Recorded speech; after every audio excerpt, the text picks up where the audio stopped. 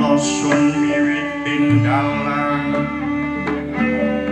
yono wayangku pambang paesan keliring wayangku cakawat dumadya nolarapaning naga pepasihan pracikeng tapeling cakat gumular Drojo sangga bawana iken raja ing Mesir lencongku kencana murti uruping blencong lir kewaning gram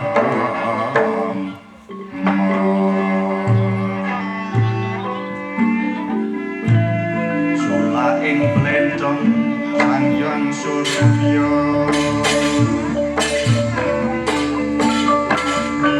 pratangga dewa waranggana widodari saking kajiwangan suarane manganut ing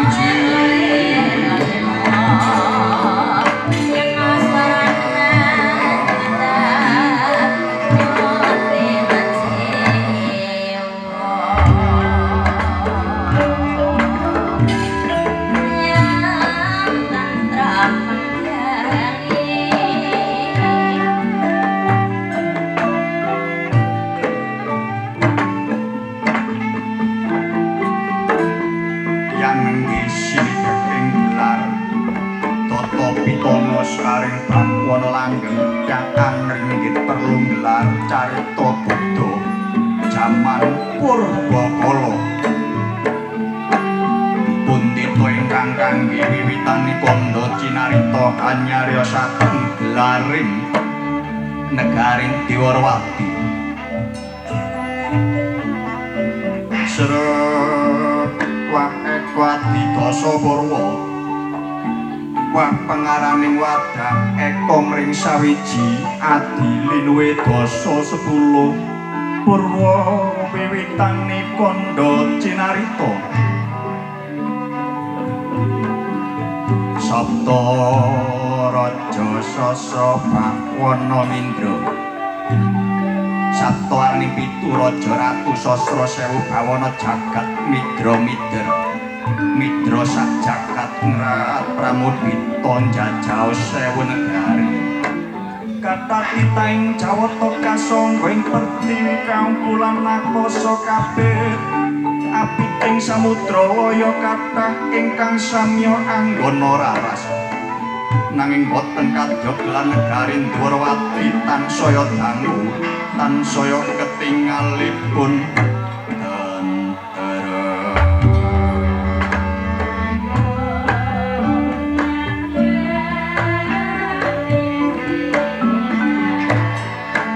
candraning negari panjang punjung pasir wukir loh benawi gemah Aripakarta tur Raharja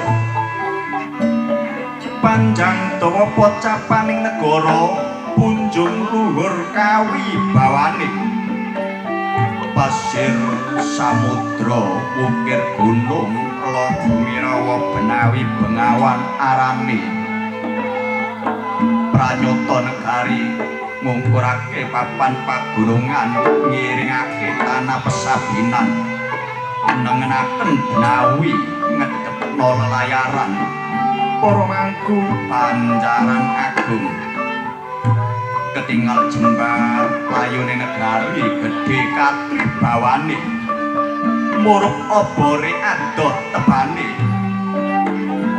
ana bebasan bumi rontok ketambak Panhernawa Siti Melayu kenging dipun wastani sak langkung Raharja Gemeng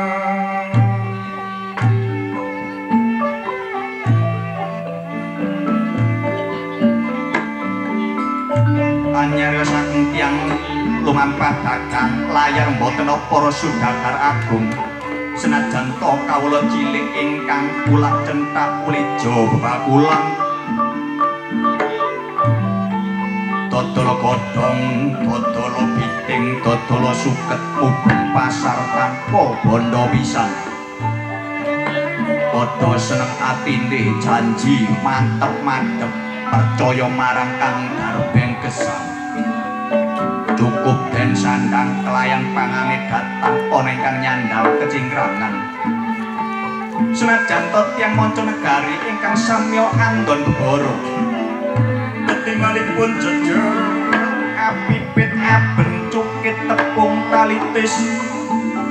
Papan jembar ketingal rupa ananging andadosake raharajaning negari.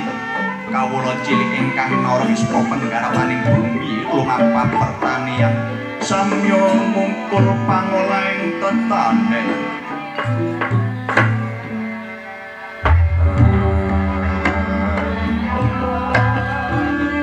Nuju hari Respati Sang Prabu Siliwaka ing Siti Hinggil bin Binaturata lemek babut Pramodana lenggah ing kursi gading ngadhep tampar kencana kagem busana keprabon. Jamang emas susun tiga makura kencana sesumping ganjang nguling kinancing Garuda mungkur.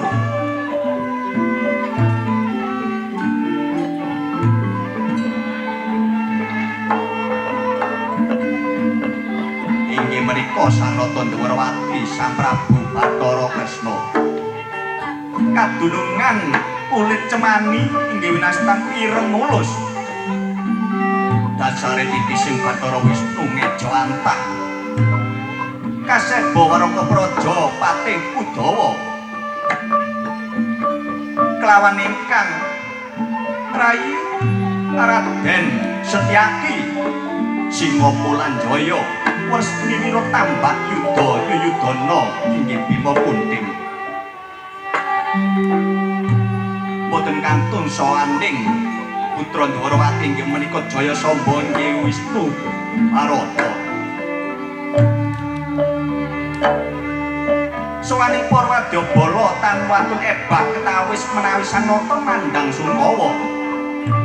Nanging Sungkawa ing penggalih ampun ngantos kawastara dening sagunging para wadyabala Dwarawati.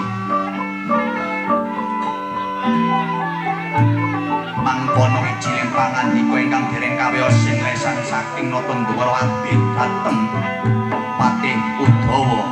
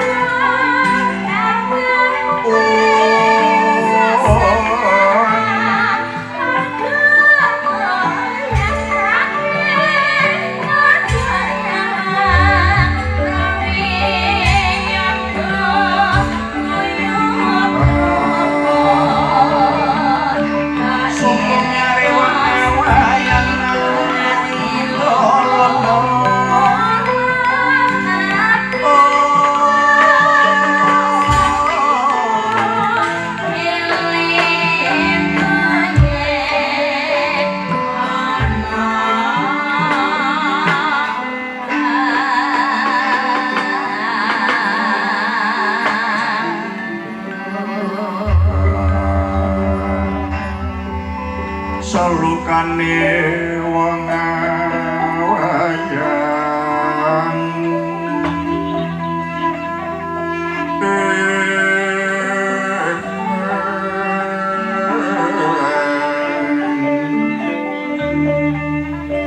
kacarios pambukaning carita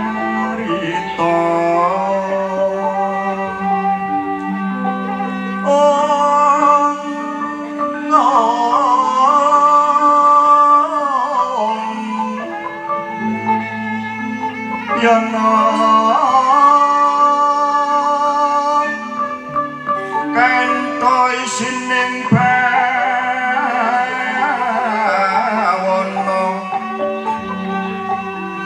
mangayu bajo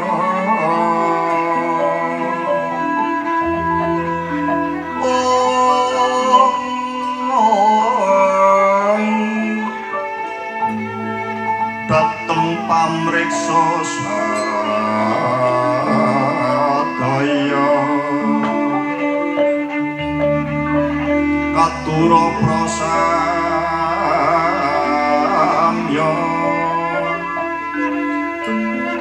sumusuping andriya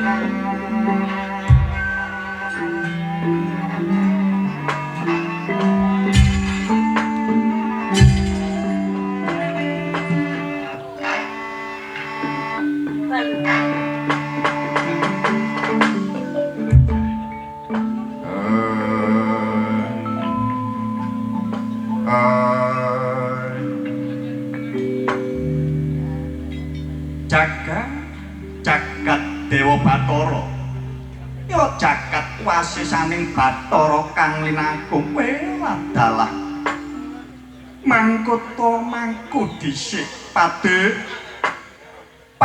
Udawa jeneng sira tak timbali marak mangayun saperlu imbal wacana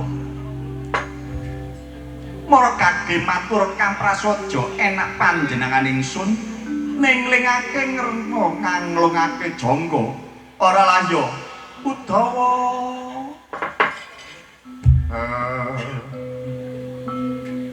kawula nuwun sinuwun wiji dumateng abdi dalem Patih Udawa saderengipun rumentah dawuh paduka ingkang rumentah dumateng abdi dalem Patih Udawa kula ngaturaken sembah sungkem mugi konjupa wonten sahandhaping pepada kawula nuwun sinuwun ya Patih wis tak tampa tanganku loro tak lebokno jaja tak timbangi lahir tumurusing batin ora liwat puja pangestawan ingsun bae tanpa nono Udawa kawula nuwun sampun kula tampi tangan kula kalih kula juncang pucaking rambut kula lebetaken dasar jaja semampir pundak mugi dadosa jimat kula slaminipun sinuwun ya kaya ngapa sliramu ndak wenangake nitipriksa gelar negari Dwarawati Udawa duh pangestu paduka sinuwun anggen kula ngrumaosi kewajiban nitipriksa gelar negari Dwarawati ngidul ngaler ngetan ngilen tepung gelang boten wonten preban menapa-menapa parang dinding sagunging para wadyabala ingkang panjenengan bawah panjenengan perintah boten wonten ingkang kuciwa inggih boten wonten ingkang bangkang sowan kula aturaken sidhem permanem tentrem sinuwun jagat Dewa Bathara jagat wasisaning Bathara kang linangkung kowe wadalah ndadekake biar padang tias mana ingsun bareng midhangetake atur sira kang kaya mangkono. Apa kena ndak percaya ature Udawa kang kaya mangkono? Udawa, Gusti nuwun. Benjang menapa menawi panjenengan wonten kalodhangan, monggo kula dherekaken panjenengan niti kereta kencana keliling dhateng negari Dwarawati. Menawi wonten boten cocok aturipun Udawa sagah dipun sidang wonten rat pengadilan kawula nun. Jagat Dewa Bathara, ya jagat wasisane Bathara kang linangkung. Ya kepenakno anggonmu sowan luwih dhisik Udawa. Mboten kirang prayogi anggen kula marak ngabiyantara wonten ngarsa Paduka sinuwun Prabu Bathara Kresna.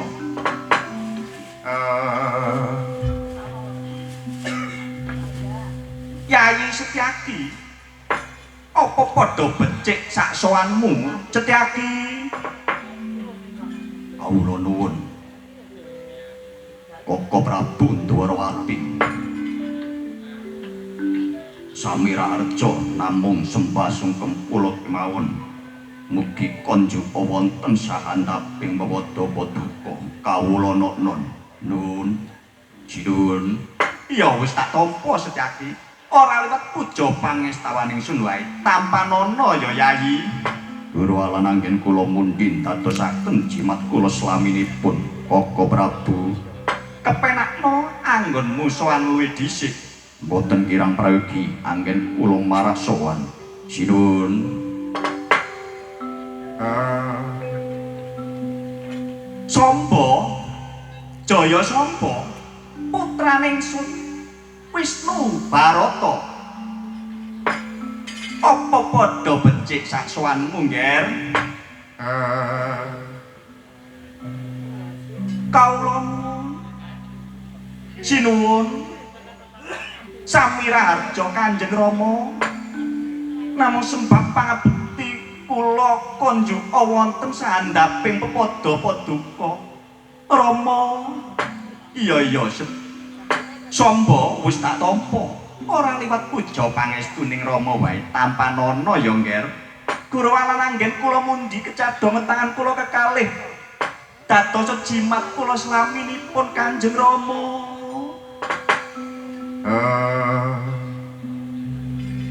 Bali menyang Patih Udawa. Udawa, kula wonten dawuh. Sinuwun,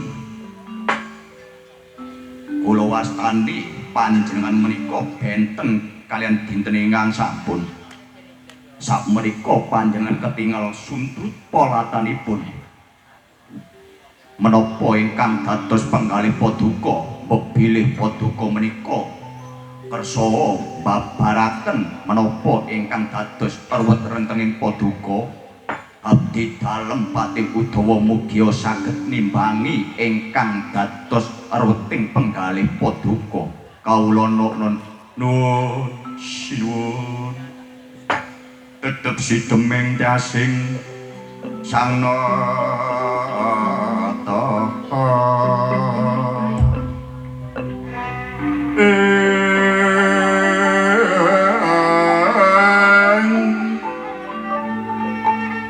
kadya kalayane ron kasaputing samirana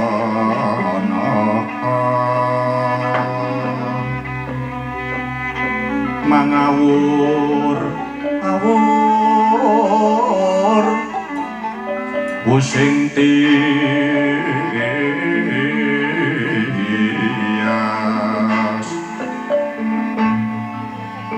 om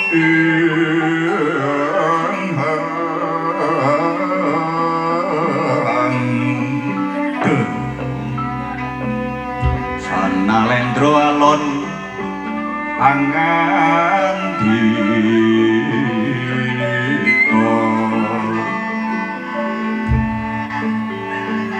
ingkang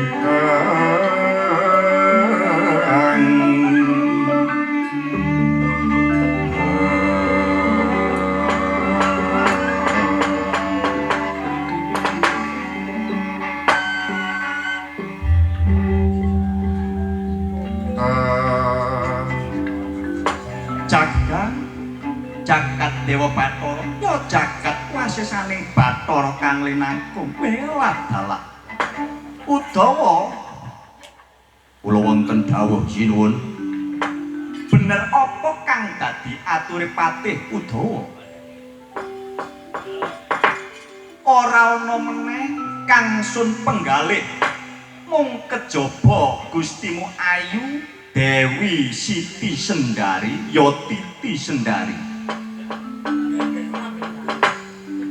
nalika semono wis tak pacangake kelawan putraning Yayi Arjuna ya Yayi Janaka kang aran anak angger Angka Wijaya nganti tekan seprene durung katon sowan ana ing negara Dwarawati Udawa kamangka iku wis ditiwancine daupe Siti Sendari kelawan Raden Angka Wijaya duh pate kok melang-melang batining sun kaya ngapa mituruting patih Udawa Duh sinuwun menawi ilmu kula inggih menika Raden Harjuna menawi wonten Madukara menika tesih kathah jejiban ingkang dereng saged dipun rampungi sinuwun monggo ditenggoke mawon rawuhipun Raden Angka Wijaya kelawan Gusti kula Raden Harjuna iya pancen bener apa kang dadi ature Udawa satriya iku ora enteng sanggane satriya iku kudu bisa njejegake kasatriyane kudu bisa ngayomi mring sasama umpamane ana ing Madukara kasatriyan Madukara sik akeh penggawean sing kudu den rampungi karo Yayi Arjuna lho nggih sinuwun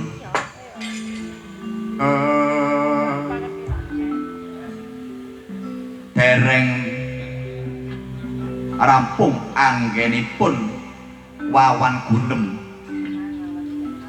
dumraja tanpa larapan soaning patih saka njaba negara amit-amit sinuwun kula ingkang sowan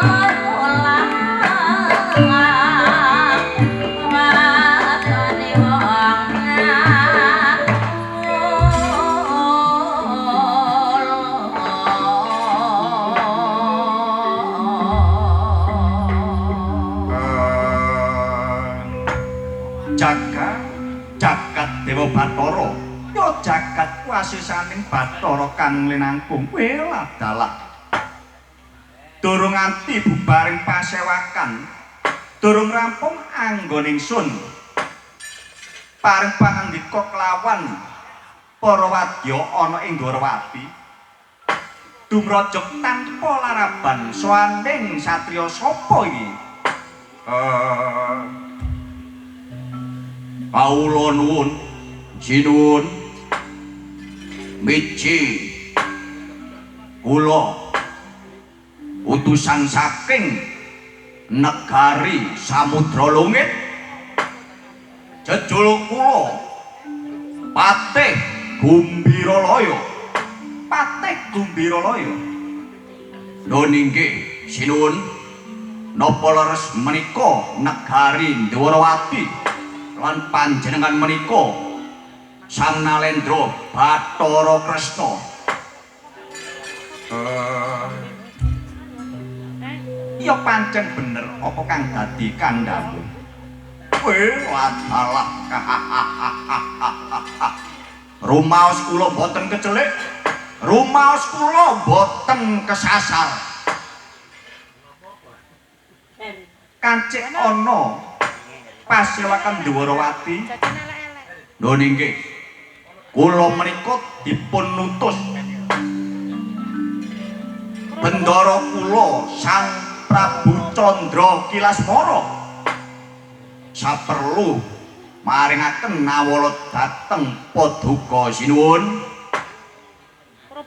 sliramu diutus Gusti Ratumu Prabu Candra Kilasmara saka negara Samudra Lungit inggih kaya ngapa nawalaning Gusti Ratumu kene tak tampine nun inggih sinuwun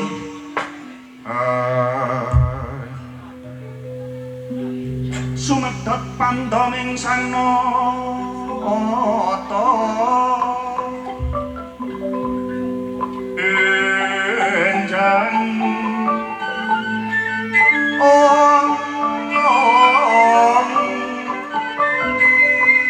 kadya kalayane ran kasaputen sami rono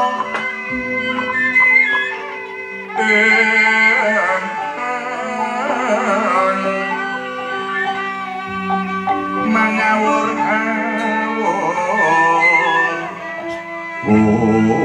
sing tias mulak Sang Nalendra alon angandika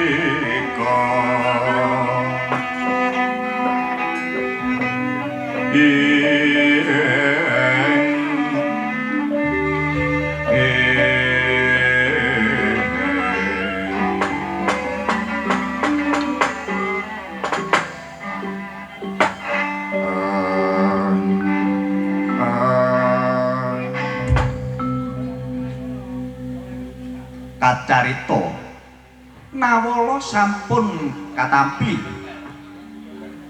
wonten astanipun Nalendra Dwarawati Sang Sri Bathara Kresna ingkang kadamel nawala menika sanes kertas kain mekau menika boten nanging nawala menika ingkang kadamel inggih menika emas dipun empleng-empleng tipis kangge papanipun seratan kabikak dening Sang Prabu Bathara Kresna biar cumlorot pindha ndaru jejagongan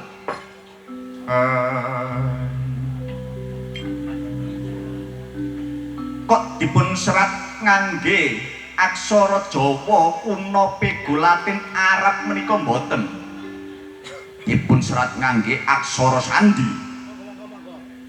sekedhik jalma manungsa ingkang saged ngunglaken aksara sandi menawi mboten tedhak utama katelusur dening driji manis surasaning nawala Sinuwun kula menika nalendra saking negari Samudra Lungit jejuluk kula Sang Prabu Candra Kilaswara saking negari Samudra Lungit negari ingkang gemak aripah kala jinawi boten kirang sawiji menapa kula suwun negari Dwarawati inggih mekaten ugi isining nawala menika kula badhe ngebun-ngebun enjing jejawas wonten kecicikan beblok nglamar ingkang kula lamar menika sanes randha lanjut paduka ingkang kula lamar inggih menika Putri Sekar Kedaton kusumaning ayu Dewi Siti Sendari katampi utawi katolaipun panjenengan aturaken dhateng patih kula Gumbiralaya cekap semanten matur nuwun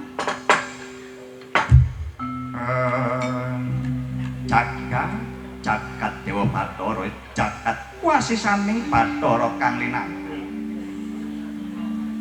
patih Gumbiralaya kula wonten dawuh sinuwun sliramu ngerti sowan ana ngarsaning ingsun iki diutus apa karo Gusti Ratumu Prabu Candra Kilaswara sinuwun kula menika namung dipun lambari kemawon anggen kula paring nawala dhateng arsana paduka menika inggih menika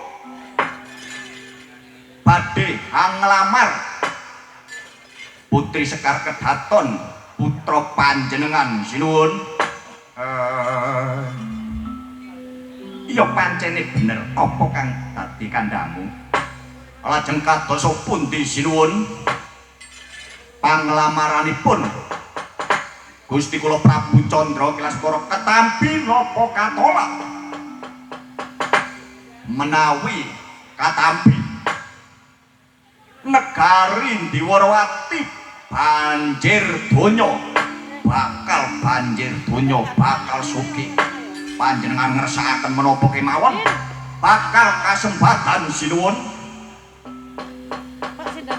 negara sugih Samudra Lungit sugih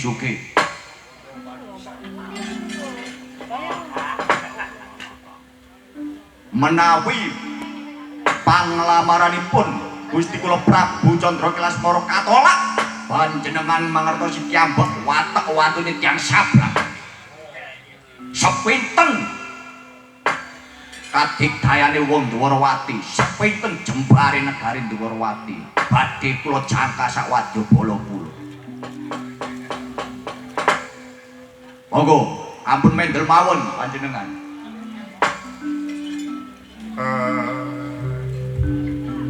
jagat Dewa Bathara iya utusan saka negari Samudra Lungit Gumbiralaya nun inggih sinuwun yen kaya mengkono jenenge ingsun durung bisa mutusi ana ing pasewakan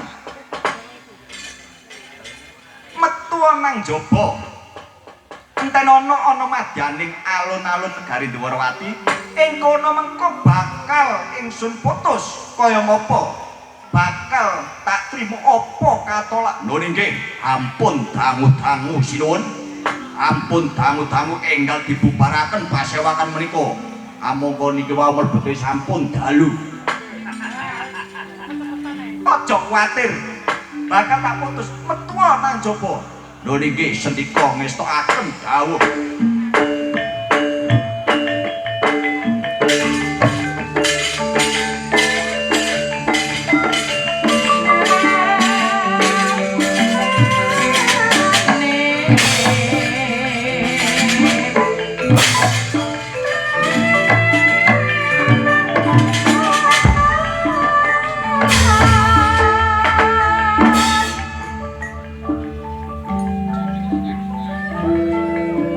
Patih Gumbiralaya kautus medal nunggu lugu ana madyaning alun-alun negari Dwarawati. Manasa jroning penggalih Nalendra Dwarawati Prabu Kresna dereng sawatawis dangu sowaning satriya Pringgondani Raden Harya Gatotkaca.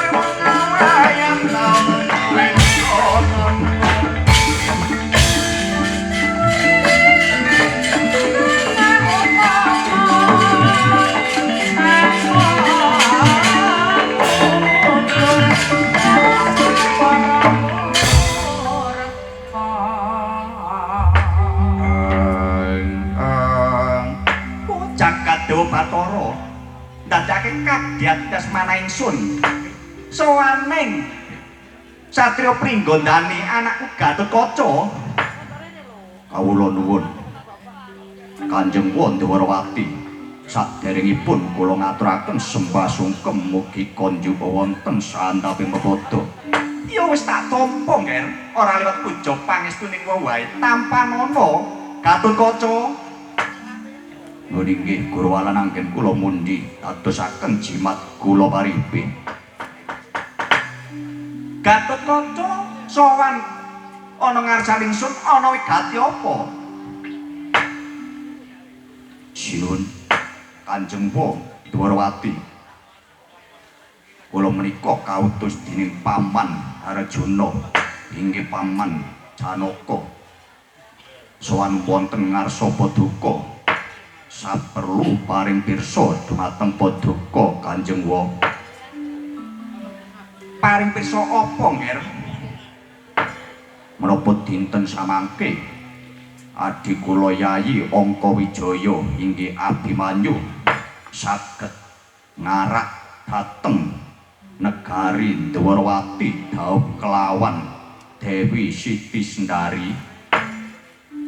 Iya, yen kaya mengkono iki mang lagi wae tak rembug lawan Patih Udawa.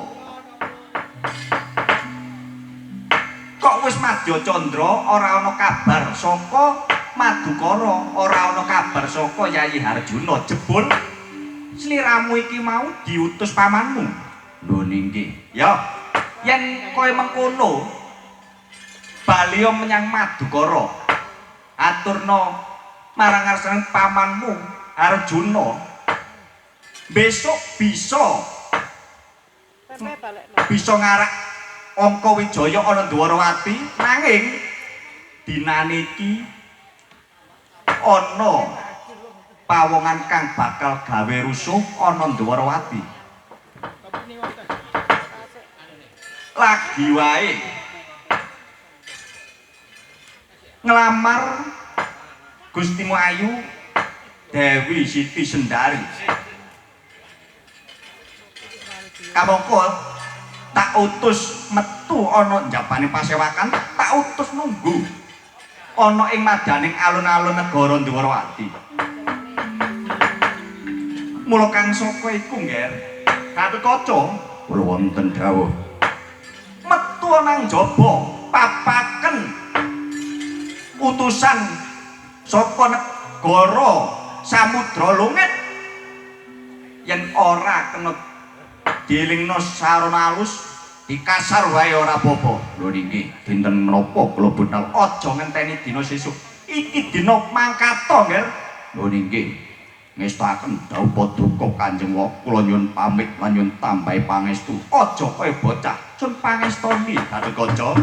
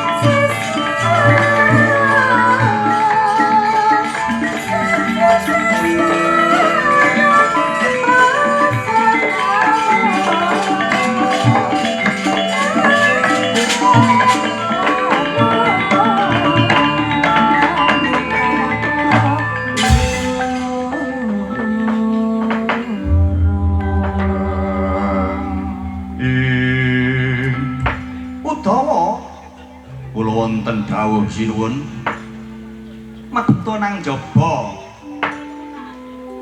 tentrem sagunging para wadyabala ngawat-ngawati anak Angger Gatotkaca iki mengko dadine kaya ngapa lho nggih sendika ngestakaken dawuh paduka sinuwun kaya ora ana dawuh maneh kang tumanja marang jeneng sira jeneng ingsun bakal kondur angedaton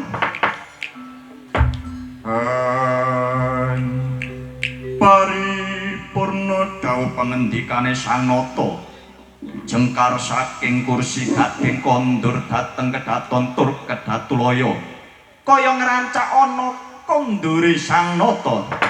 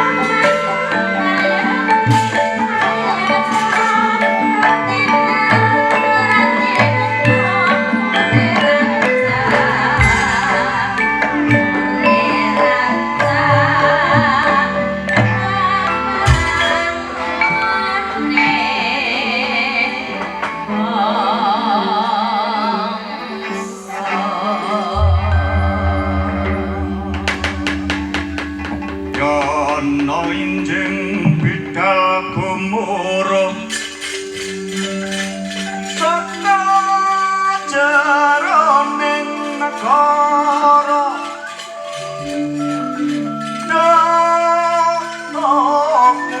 mungap paning sepucak ing ukir wis katinggal abyar busananira soroting surya nyoroti megolang gunung-gunung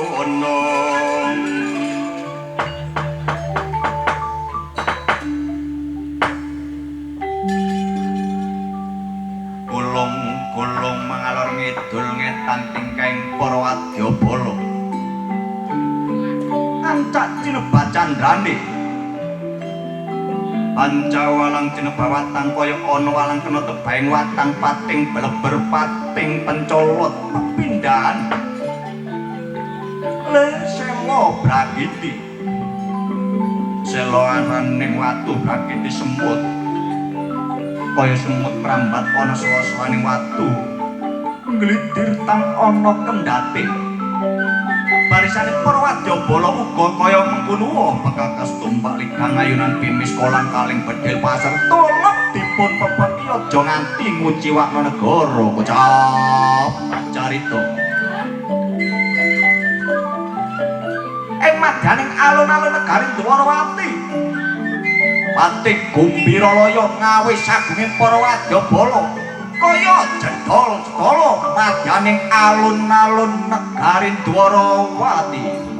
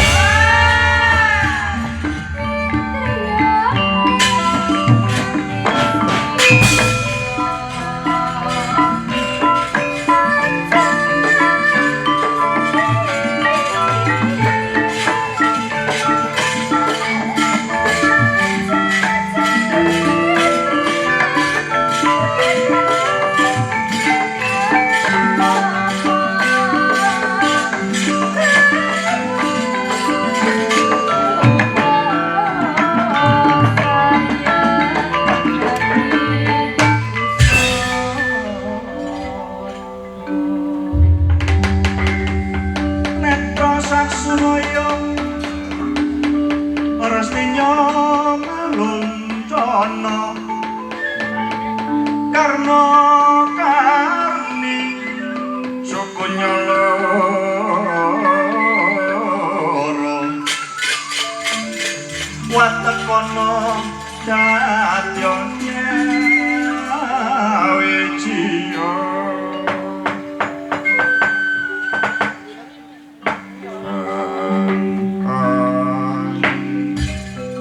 Kakang Patih Gumbiralaya ya Yayi kaya ngapa sliramu diutus Prabu Candra Kilasmara saperlu ngelamar Dewi Siti Sendari ing Dwarawati ya Yayi nawala wis tak paringake nata Dwarawati wis munimo wis ngerti yen dinane iki Sinun Prabu Candra Kilasmara bakal ngayunake Dewi Siti Sendari. Banjur aja seru-seru durung wayahe gontok-gontokan nang kene. Kalem ayan-ayane anyar ae.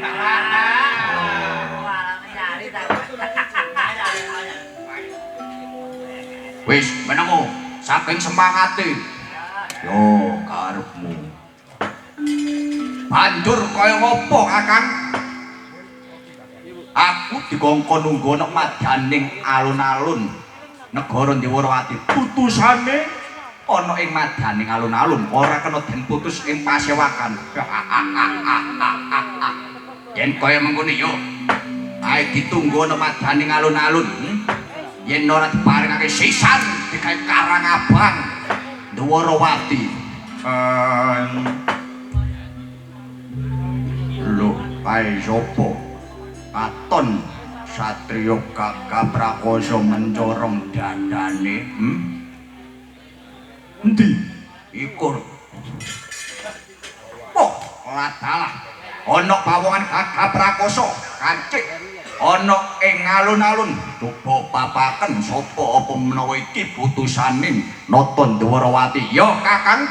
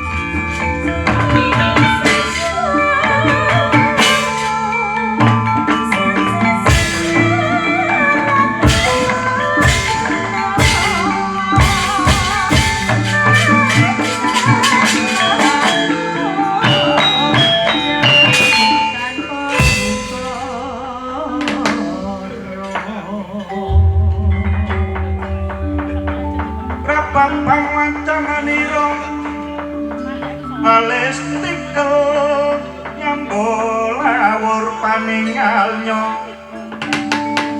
sinantri menentang ono nyaloka sinantri menentang ono nyaloka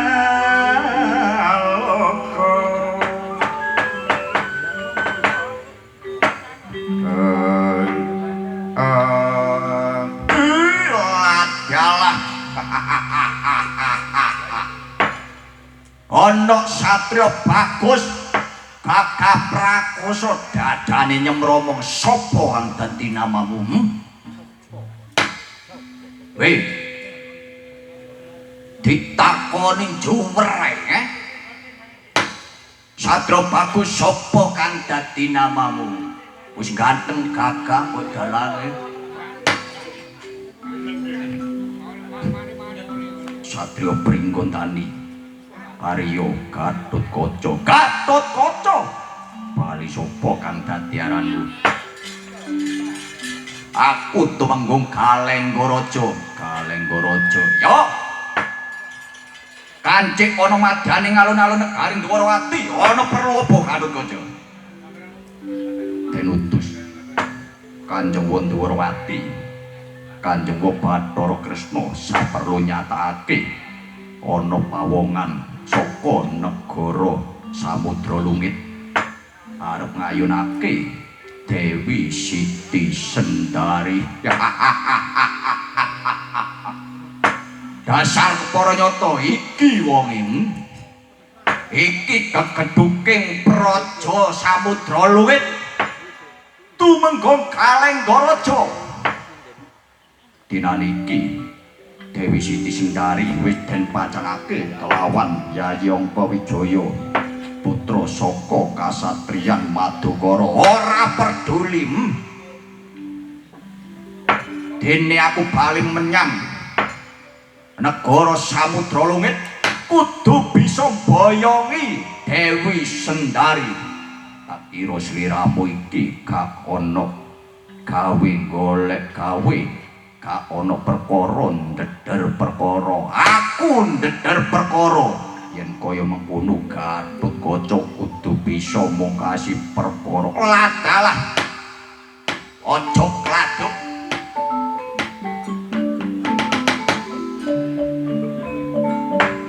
kaya dening sakti-saktiya Gatotkaca aja omong Gatotkaca siji kebyungen wong sak Dwarawati ora bakal gigrek ora bakal mundur Galenggaraja bukti lan nyatane ayo maju yen sliramu bisa nyempal baune Gatotkaca bisa mlebu ana Dwarawati boyongi Dewi Siti Sendari ladalah kemlawi tanganku nibani siramu kamerapat sembah lamaanmu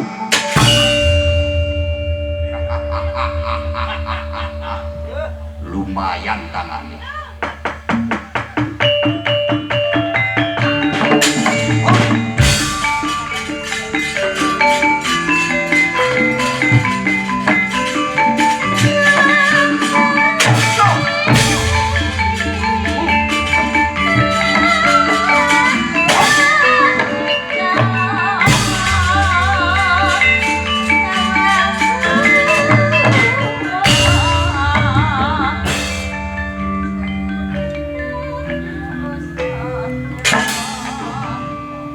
apa wak ayo dik bendara padha bendara Banakawan padha Banakawane reka barek aku tak biyo-biyono waduh reka barek ngono ayo maju kebruken yo blamponku madiin mulya laras piro wak 200 ayo dik bendara masuk bendara Banakawan padha Banakawane ngene lho wak jeneng rika mang sapa sih lali aku bapakne Klamat Harum bapakne Klamat Harum rika sapa aku Pak Mujeni Pak Jemeni Mujeni kok oh iya Mujeni Ayo, perang karo aku. Ngene lho. Wong dhuwur bendarane awak dhewe. Geger. Wis jaren wae. Lah aku karo Riko ini kan wong cilik penderek. Wong dhuwur gembeng kaya ngono jarno. Sing penting awak dhewe wong cilik tetep rukun. Pahe. Sampeyan karo aku lho kudu rukun ae. Bapak wis wong dhuwur cek gembeng. Ngono atuh. Iya. Lah terus iki nang ndi? Ayo golek Ciki.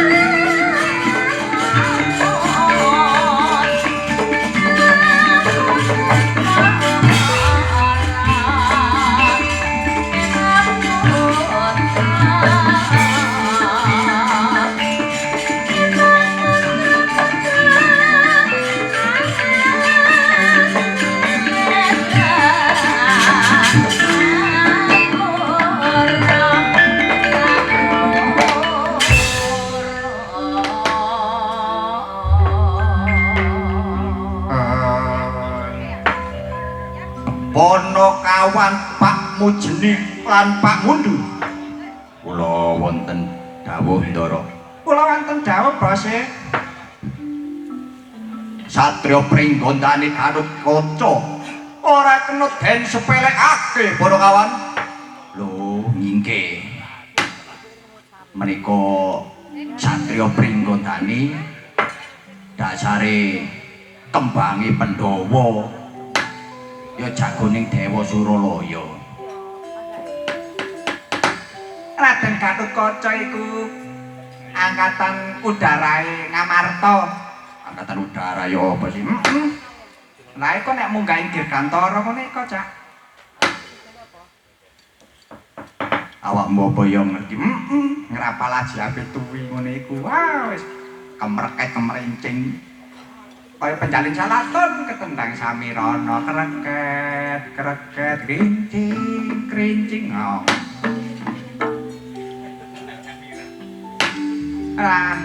Ndara Gatut Kaca iki wong sekti. Sampeyan ngerti aja. Apa lho? Ndara Gatut Kaca iku lho, sirahe iku lho glundungane mriyem. Glundungane mriyem. Mripate ku netra kumala. Wong nek di sawang clorot-clorot geblak. Alise apa? Pesmes. Apa pesmes? Kater nek cara saiki ku kater. Lah terus idepe ku dom gorengan. Wong dom kok digoreng. Lho iya kok kandhani riko. Oh, tak idepe dom gorengan. Lah Brengose ku sikat embong. Apa sikat embong? Cah iki gak tek ana, Cak. Biyen niku ana. Oh iya. Lah irunge peso. Oh, irunge peso. Janggut kejen ya. Otot kawat, balung wesi, sungsum gegala. Sikile tlapakane pacul bentering, drijine gunting penitis. Bol karah, bol iku apa? Tuh. Ya bol iku lho bole. Bol iku karah. Bol ya apa sih? Ana wong mangan bol. Sampe nek gak ngerti bole ya bol karah ngono. Lah kringete air keras. Oh, tadi kringete Ndara Gatut Kaca iku air keras. Cak. Lah pipisnya, uyuhnya. Uyuhe Ndara Gatut Kaca iku wedang kopi. Dadi Wadyabala Pringgondani ngono iku nek esuk-esuk tangi turu Wadyabalane ngono iku arep ngopi ngenteni nglilire Ndara Gatut Kaca, Cak. Lah nek wis nglilir ya ditadahi kono. Pipise mau wedang kopi. Wah, ngono guyone ndundu. Cak. Jane kaya ngono iku kasunyatane. Oh iya. Ngerti temen awakmu. Aku ya wong lawas kok. Iya. Lah, koyo Bendori ki anyar pas mari tanggal piro 19 bulan 9 wingi. Ojo ngrembug botomu dhewe. Nyilikno atine Bendara nggonggong mungsuh. Kula kok nggonggong musuh ngalitaken manah panjenengan menika mboten. Ndara kula matur ingkang saestunipun. Wis, ojo ngrembug botomu dhewe.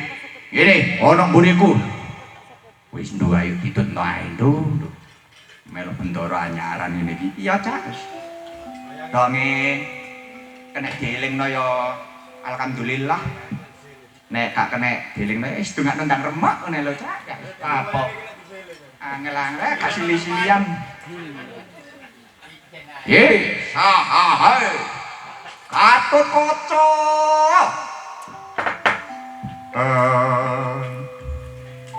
Ayo para kaki maju yen kepin potol gulumu. Ojo sumbar antiyang sawetara. Karma tak enteni.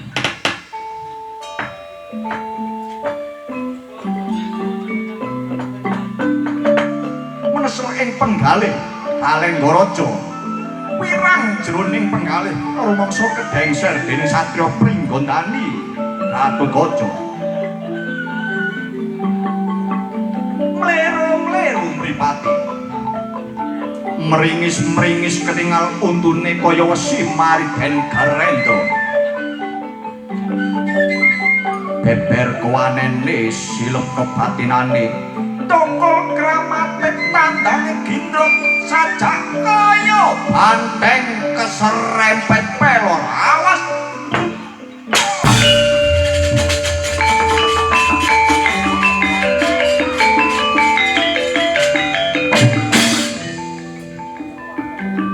Sawangan para kawan. Nggih, kula sawangan. Nggih, kula tonton.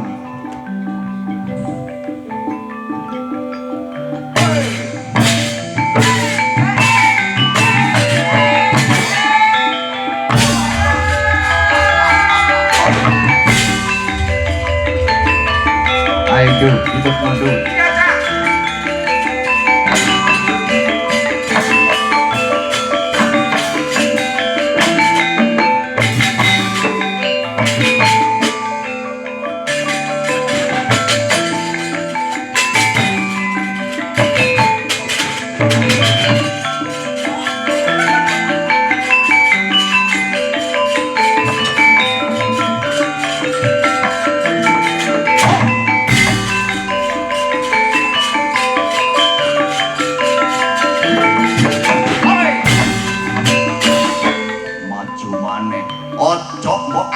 Alenggaraja tiba glanggang cara playu dudu wong-wong aneh.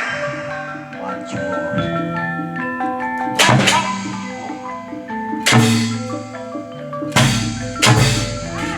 Awas. Ambyo. Ayo, ambyo.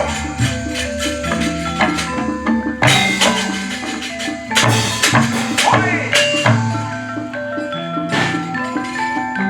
Liliro.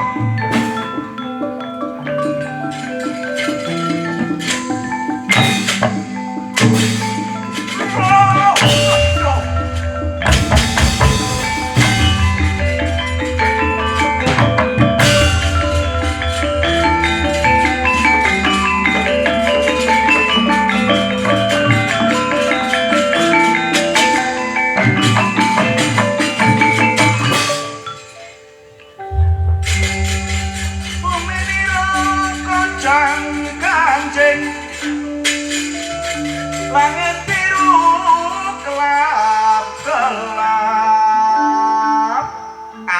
Oh.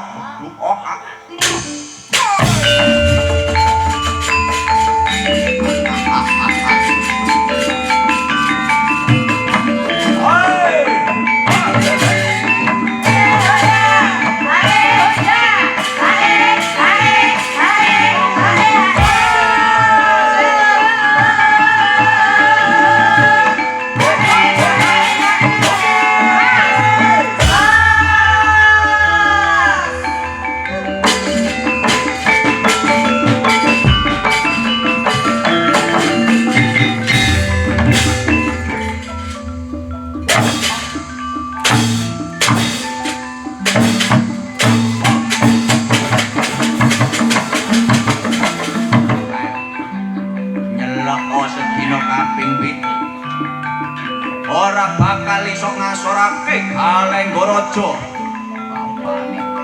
Pani opo?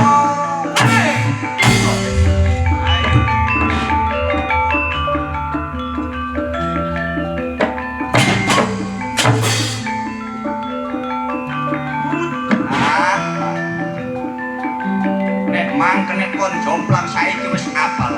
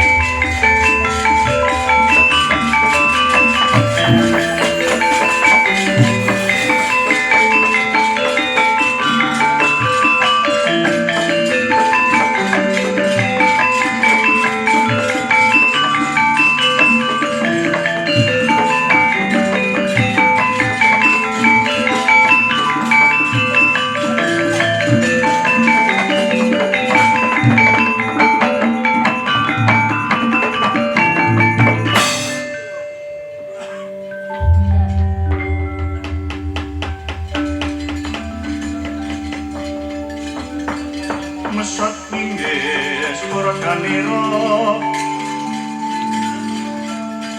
Sena putra susumbar manengkari ketering koso kumurut langit pindho kelap sosro karo sandhe pindho sewu kacang ngamuk mirisan narpati karno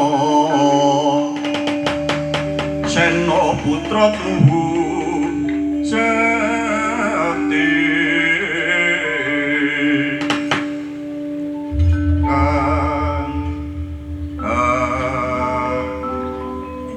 Gatotkaca mancat bumi mesat minggah ing Dirgantara ngrapal ajinyo Ajapetui yang dirapal badane rumangsa Sarwawaja pating kreket pating kemrincing kaya penjalin salatun ketendang samirana kreket krincing Gatotkaca pinaringan sumping suket Selanjana apa dayane sumping suket Selanjana yen disifatake ketinggal jembre prayangan saka dayane sumping suket Selanjana pinaringan dewa tumpah madu katrema mungkulana gunung angker dadi tawar mungkulana pendhita tapa dadi tawar saka dayane tumpah madu katrema pinaringan dewa melih sampur renda timang kencana kangge ukur minggah ing Dirgantara yen dhuwur aja nganti kedhuwuren yen cendhek aja nganti kecendhen ditimbang pas kanthi sampur renda timang kencana pinaringan dewa sabuk cindhe puspita sabuk menika tali cindhe puspita kembang Gatotkaca menika kembange Pandhawa Gatotkaca menika jagoning dewa Suralaya Lebya Purwa Daksina lali sanak kadang minta permilih tandhae Gatotkaca ing Dirgantara ora kaya satriya nanging kaya bledhek den ece iblis awas tak joki epek-epek pacul bendering potol jangga muda weru jawani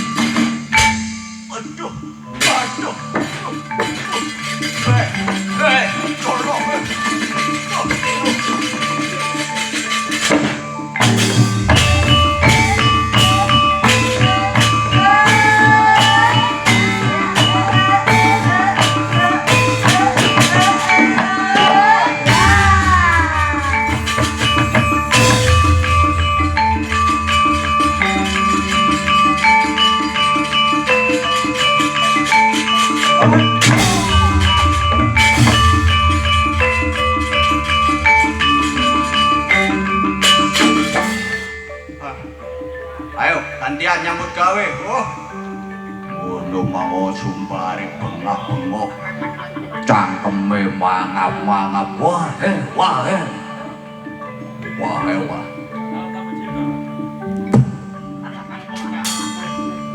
Wow, seluruh.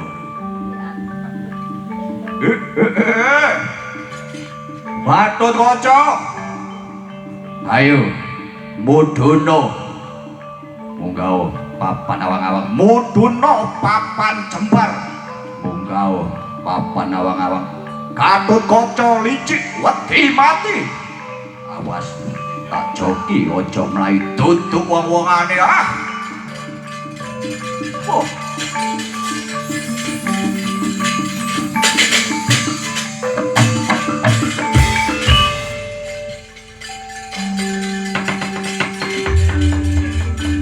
Petrik kolar kala kasihku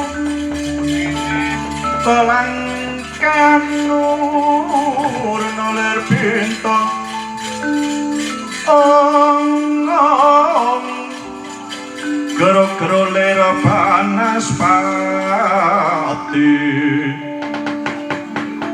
gero-gero kadya singa barong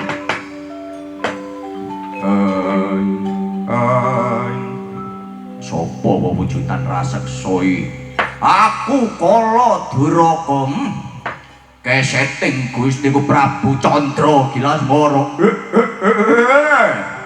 Gatut Kaca, ayo sumingkira tak eman sliramu ah. Ora gelem sumingkir sisan gawe. Tak guaglak gak ngambalak-lakan lon. Ayo maju katokno kadigdayanmu. Kelakon tak serapat pedhot gulumu ah.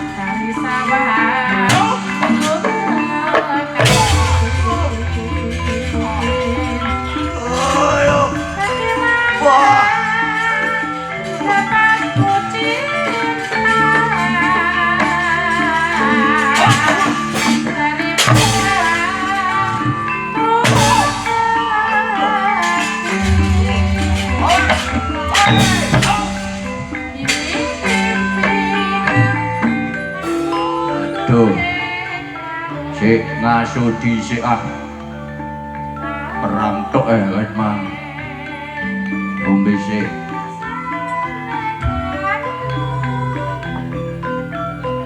Aduh Mbah To. Ngomong, kok sing ruwame lho, Bah. Nggih. Ben kula kei rokok sampurna mil sih, kula tumbasaken pinten sampurna mil mawon. Wadah Mbah Trek.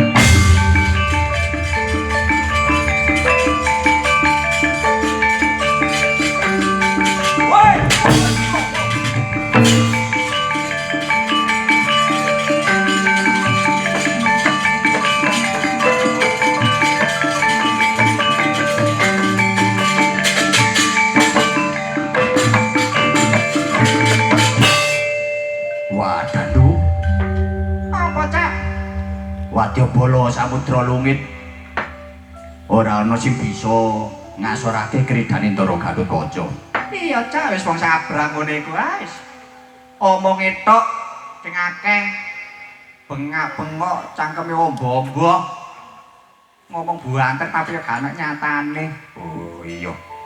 Ya apa iki wadyabalane Samudra Lungit kaya ngene. Lho. Iku ono. Lho. Wadyabalane kari siji nduk. Ayo kongkon perang. Iya, Cak. Ayo. Endi, Cak? Wah, katalah. Parani sik. Kari witane cek leren sik karwiyatane sik leren. Aku mangkat dadi Cisuro kariwatane ampun syari. Duh. Iku sapa nduk? Cat katon cat ora.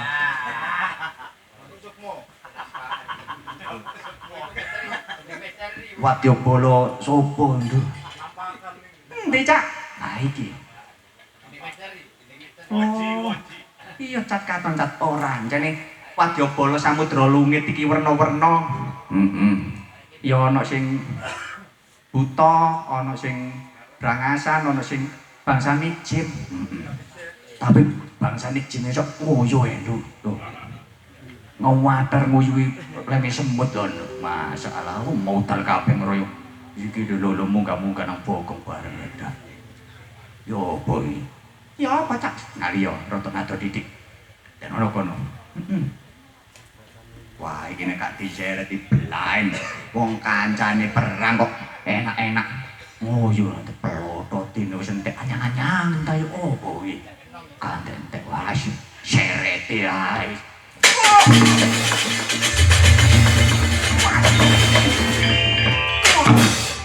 Kurang ajar. Aduh, kurang ajar.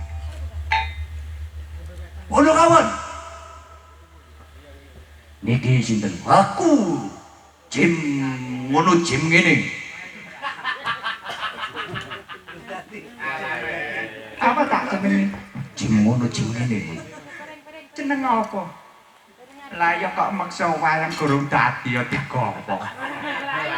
Ya apa sih Cak? Bayangan. Jim ngono Jim ngene.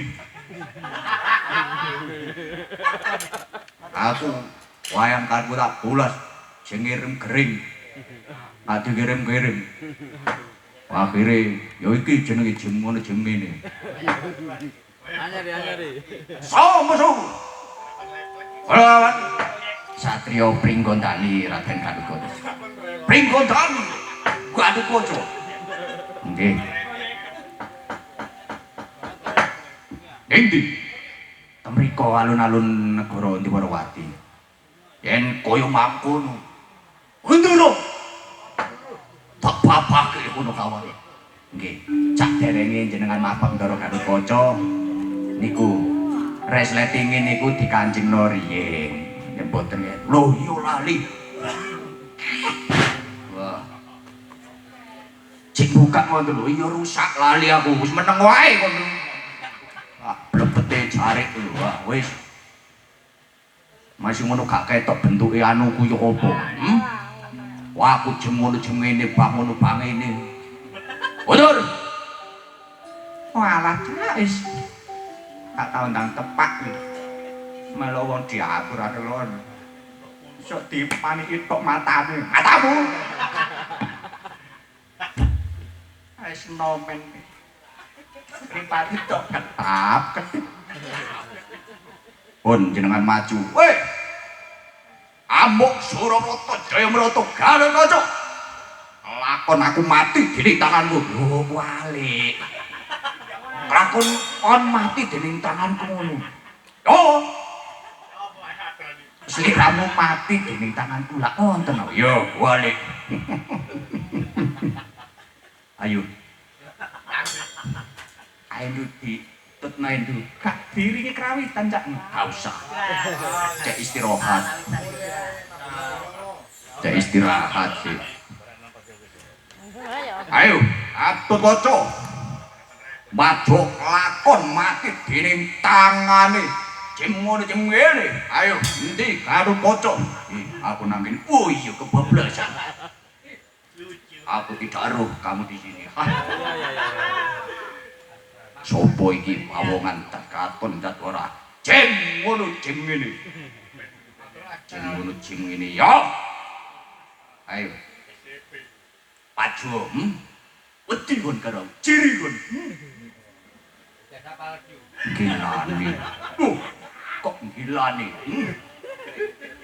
kopian niku iki apapmu bawang potonganmu kok maklar sapi ngenyek maklar sapi duwe akeh. Ayo maju. Tampanon yo. Hup.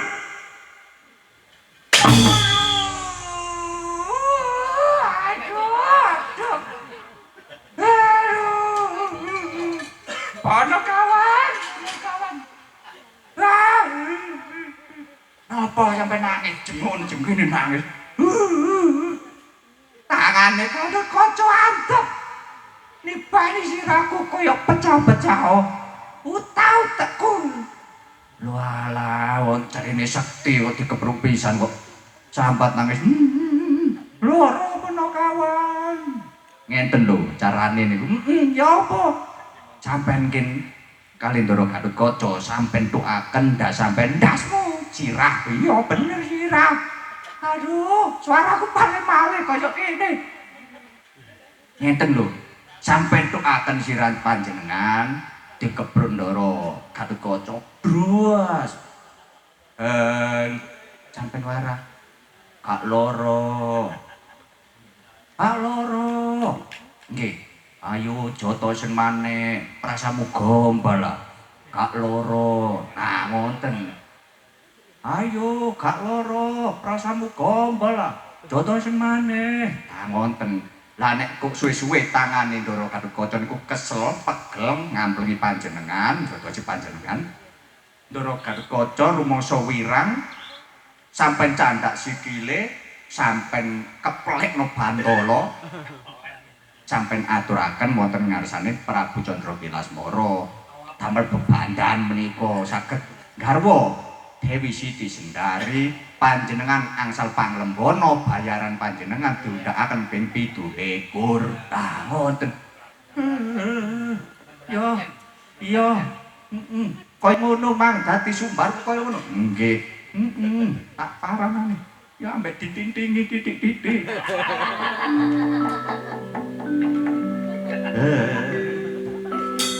Ayo, nangin lah enak. Waju maneh, antem meneh. Aduh.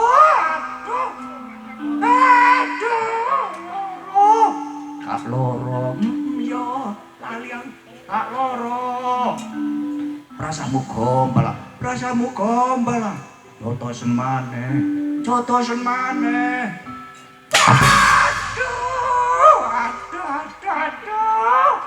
Kak loro, prasamu gombal. Kamplengan maneh aduh sik nyong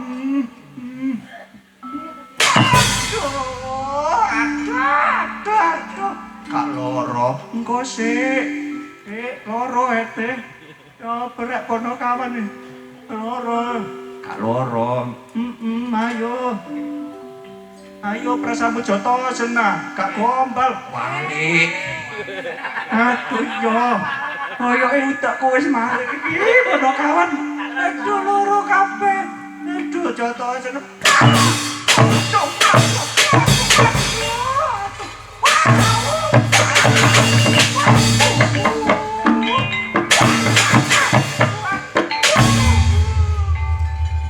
Kak loro Kak melo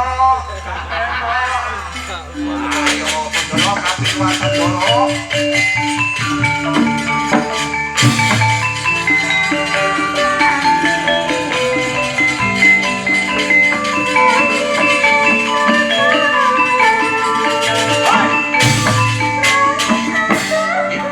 Ngote yen mau cilik-cilik ayo lan di kono Biro loyo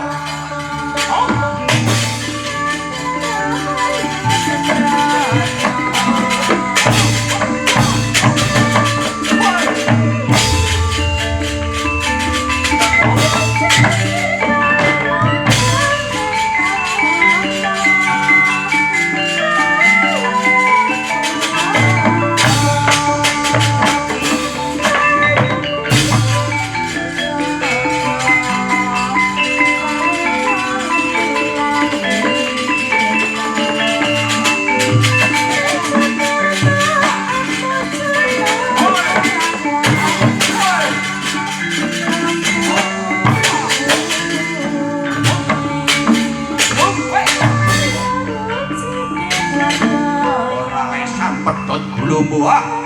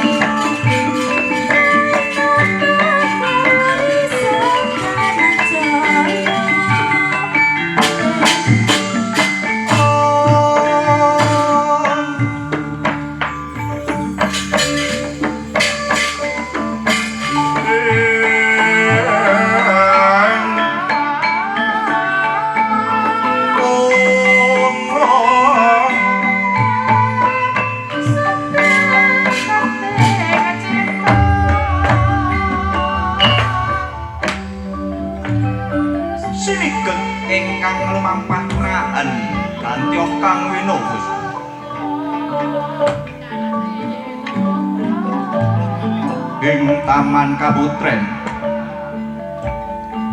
Dewi Siti Sendari inggih Titi Sendari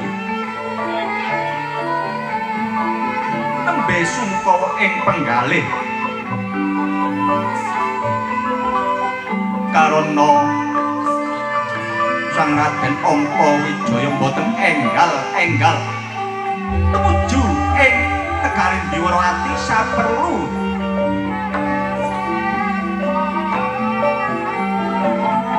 garwa Dewi Siti Sendari.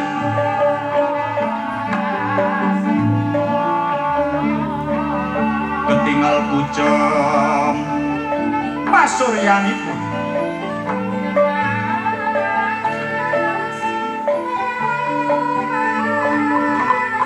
paribasan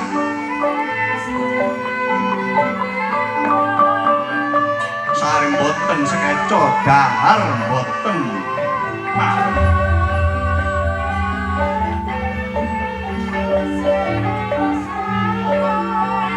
rumaos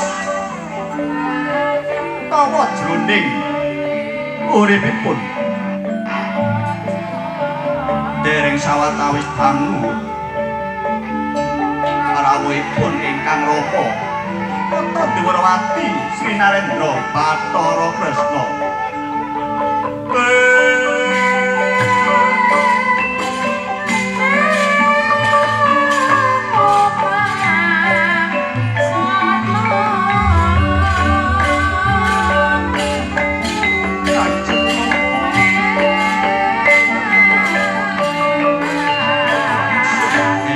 Siti Sendari.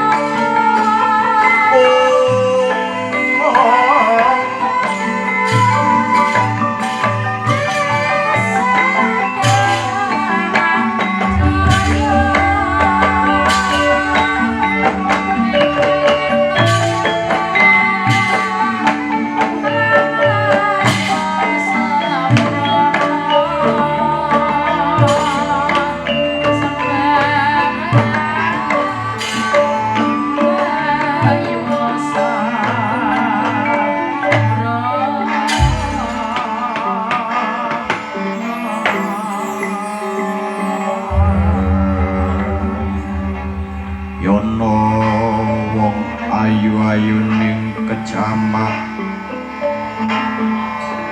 banyu milih samya kandheng